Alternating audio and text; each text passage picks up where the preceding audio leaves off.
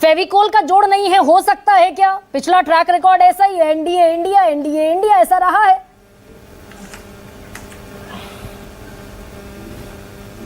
Unmute करना पड़ेगा राजीव जी। आपके सामने रख दी है। नहीं, मुझे अनम्यूट नहीं करना पड़ेगा। अभी मैं सुन पा रही हूँ आपको। हाँ, आप बोल सकते हैं, अभी मैं सुन पा रही हूँ।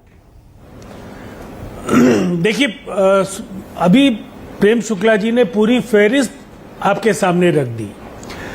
इस बहुदलीय लोकतंत्र में कौन कब किसके साथ है और कौन कब किसके खिलाफ है, वो पूरे इतिहास का जो एक विवरण है वो आपसे साझा किया है। देखिए, मैं मानता हूं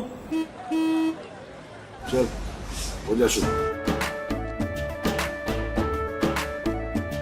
केसरिया से मन जोगी हुआ रे, दिल झूमे देखो पतवारा हुआ रे, दिल झूमे देखो पतवारा हुआ रे। हर पल मनाओ केसरी त्योहार। विमल बोलो जुबान केसरी। भारत की जो विविधताओं में एका की तस्वीर है, जो संघीय ढांचा है, ये परिणाम कहीं न कहीं उसका प्रतिनिधित्व करता है।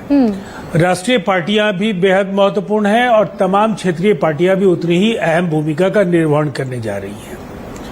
निसंदेह ये चुनौतीपूर्ण जरूर होगा, लेकिन हम ये देखेंगे कि कोई सरकार जिसकी अगुवाई नरेंद्र मोदी जी कर रहे हैं, और अटल जी के जमाने में जब नेशनल एजेंडा ऑन गवर्नेंस था, चूंकि आप सवाल सप्लीमेंट्री पूछेंगे उसके बजाय मैं इसलिए ये कह रहा हूं कि ये सवाल आप पूछेंगी, तो कई ऐसे सवाल हो सकते हैं जो हमारे लिए ज्यादा महत्वपूर्ण होगा और भारतीय जनता पार्टी के लिए वो बेहद महत्वपूर्ण नहीं हो सकता है।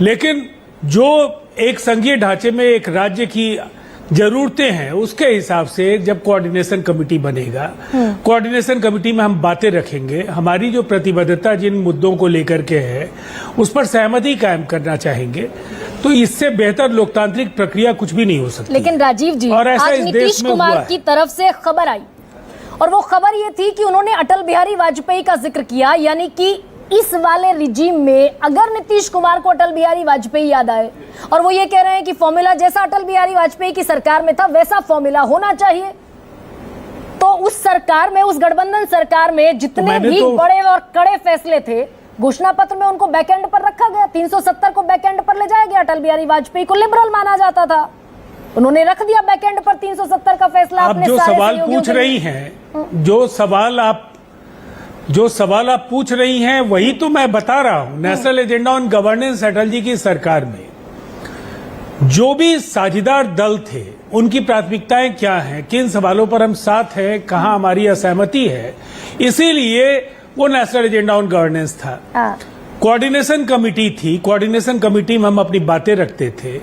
ये पूरी तरह से एक लोकतांत्रिक प्रक्रिया है और जो जनादेश है, निसंदेह इस दिशा में अगर नीतीश कुमार जी ने अटल जी को याद किया है तो ये केवल आज उन्होंने याद नहीं किया है।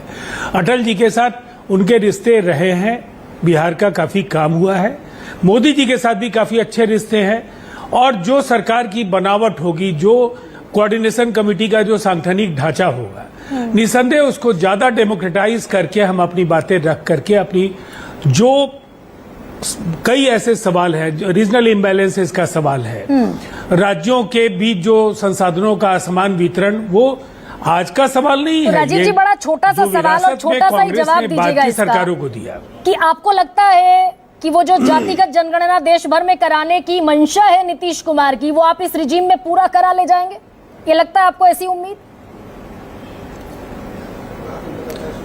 देखिए, मैं तो ये आपको कहूंगा कि आपको कोई हैरानी नहीं होनी चाहिए इस पर। भारतीय जनता पार्टी ने तो बिहार विधानमंडल में जातीय जनगणना, जो बाद में जातीय सर्वे के तौर पर जिसे हम लोगों ने कराया, उसको कांग्रेस का भी समर्थन था, भारतीय जनता पार्टी का भी समर्थन था, राष्ट्रीय जनता दल का भी समर्थन था। स्पेशल कैटेगरी स्टेटस सभी पॉलिटिकल पार्टी, जिसमें बीजेपी भी शामिल है, बिहार की इकाई, उनके एमएलएज ने असेंबली में उसका समर्थन किया। तो बिहार में कई बड़े कालजयी निर्णय हुए, उन निर्णयों को सामने लाने में बिहार के बहुदलीय लोकतंत्र में जो जिधर भी हो, पक्ष में हो प्रतिपक्ष में हो, सबको लेकर साथ चलने की तो अभी बड़ी सुंदर कला है तस्वीर नीतीश राजीव कुमार जी की। आप भी दिखा रहे हैं, प्रेम जैन भी दिखा रहे हैं और प्रेम जी भी दिखा रहे हैं। मनोज